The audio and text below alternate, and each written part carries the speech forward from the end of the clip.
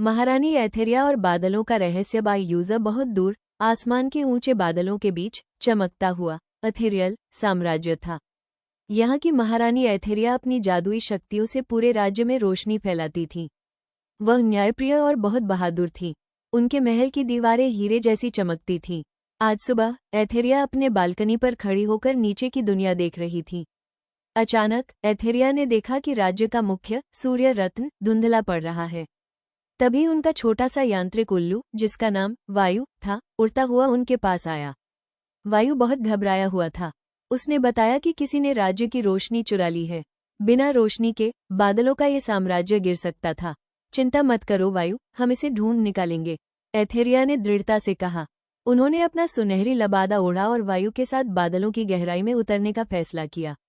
वे दोनों एक उड़ते हुए जादुई रथ पर सवार हुए और काले बादलों की ओर चल दिए, जहां से अजीब सी आवाजें आ रही थीं।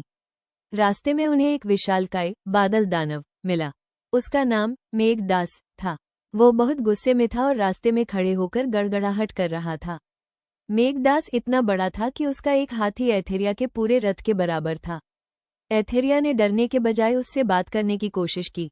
मेघदास ने बताया कि उसकी आंखों में धूल चली गई है, इसलिए उसे कुछ दिखाई नहीं दे रहा। वायु ने तुरंत अपनी पंखों से तेज हवा चलाई और मेघदास की आंखों से धूल साफ कर दी। मेघदास अब खुश था। उसने एथेरिया को बताया कि रोशनी चुराने वाला परछाइयों के देश में छिपा है। एथेरिया और वायु अब परछाइयों की गुफा के मुहाने पर पहुंच गए थे। यहाँ बहुत अंधेरा था और ठंडी हवाएं चल रही थीं। एथेरिया ने अपने राजदंड की हल्की सी रोशनी जलाई। सावधान रहना वायु, उन्होंने धीरे से कहा। गुफा के अंदर से किसी के रोने की आवाज आ रही थी। गुफा के बीचों बीच उन्हें छाया राजा मिला।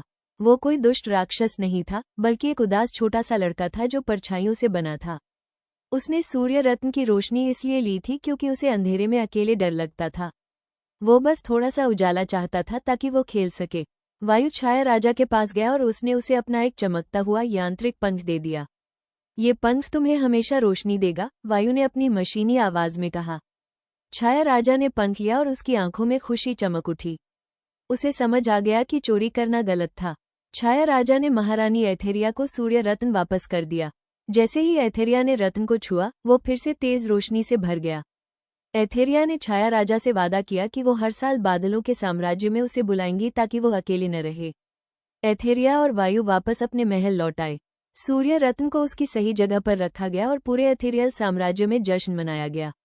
एथेरिया ने सबको सिखाया कि कभी कभी जिसे हम दुश्मन समझते हैं, उसे बस एक दोस्त की जरूरत होती है।